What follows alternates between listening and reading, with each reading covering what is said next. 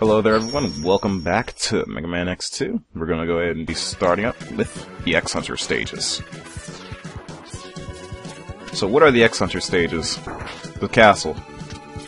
Just like every other Mega Man game, you're going to have to go through your standard castle of 3 to 4 levels. Well, at least in this game's case, in most Mega Man games' cases.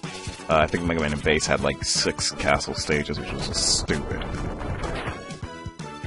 Had to get that help. So in the castle, you're gonna just see first off, you're gonna have some of the best music in the game, hands down. But you're also gonna just see all the enemies that you've seen throughout the rest of your game. The castle is very treacherous, obviously, instant death traps and everything of galore. This is and each trap is telling for what the next one will be like. And I almost didn't make it there. Like how you see that that's a crusher trap, so that means that I'm gonna have to deal with the fact that at some point when I'm going through, I'm gonna have to deal with a major issue with another crusher trap. Ugh. Oof, gotta be careful. You gotta keep your health up in the X-Hunter stages or the castle stages because you don't want to use up all your sub-tanks. You don't have to go back and keep grinding for them. All right, now this one is actually one of the easiest ones. It's a nice little, because the last one was kind of irritating. So now there's a 2-side pathway here. You can go up on the upper path, like I am here, or you can go on the lower path down there. Both pathways lead to the same areas. No real difference. I believe the lower one has more enemies, though. Alright. Now this one's the most annoying one. Now when you get up to this point, move to the right. Otherwise you're going to get crushed.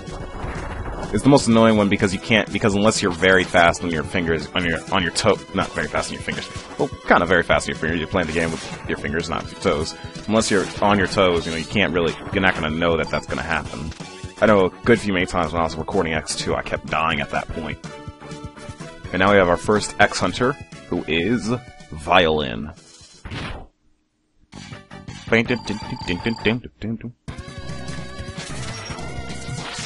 That track that actually plays whenever the X-Hunters enter the stage is actually called Another Boss 2, I believe. Now this version of Violin is actually a lot easier than his previous form, because now you have all these blocks that are defending you, or that can block off his chain ball. So he can actually be a lot easier to fight in this area than normal. Now the other problem comes into the difficulty, where he can become a lot harder if he actually gets like right next to you and the ball keeps getting knocked back into X due to the fact that it ricochets off. Still don't like how in the early in the X games you had to use up your entire sub-tank in one go. Doesn't really make sense. But ZX and Zero fixed that. So you want to be careful of the iron ball and chain. Even though you are at full armor, you're still probably going to die if you get hit too many times. As you can see, the ball and chain still does a lot of damage. Also, Violin has a invincibility frame whenever he's whenever he changes like the format of the of like how the bricks are around him. He does get invincibility frames there, so don't waste a power on him. I don't actually remember what Violin's main weakness is, but oh well. What? How could he have overloaded my circuits? Oh! And that's the end of Violin. We will not see him again, except for the intro of X5. Which won't be for the next 20 years. I don't know, I have X4 halfway recorded, at least Zero's playthrough. X4 is very underrated, I've actually found. A lot of people seem to either hate X4 or love X4. I actually like it a lot. I like it a lot more than I do X3. God, X3 fucking sucks. I'm loathing that game already. X3 and X6 and X7. Ugh. X6 because that's just unnecessarily hard, and X7 just because that's boring as shit.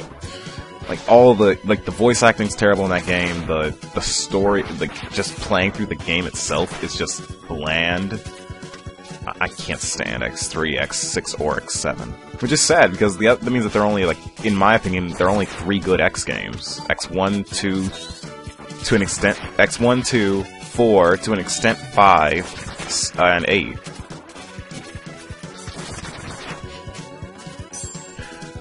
That small bit of level design actually right there, where you could take the little higher road, that's actually going to play into where you could actually get your Hadoken ability, or Shoryuken ability, I mean. Ugh.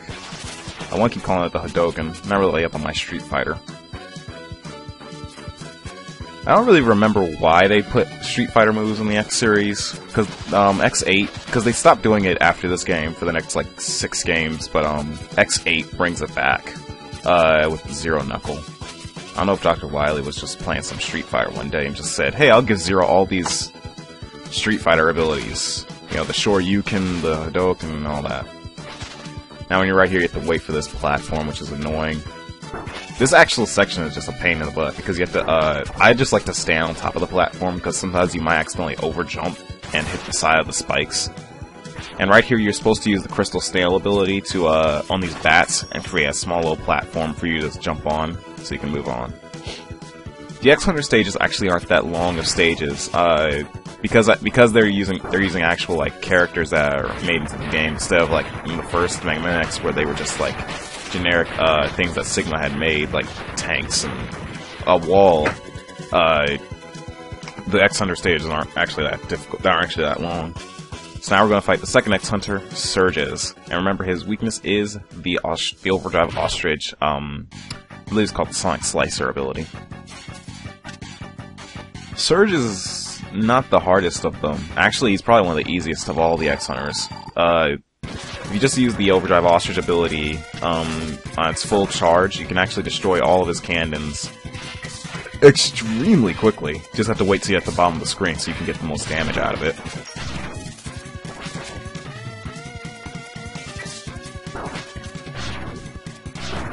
Ugh.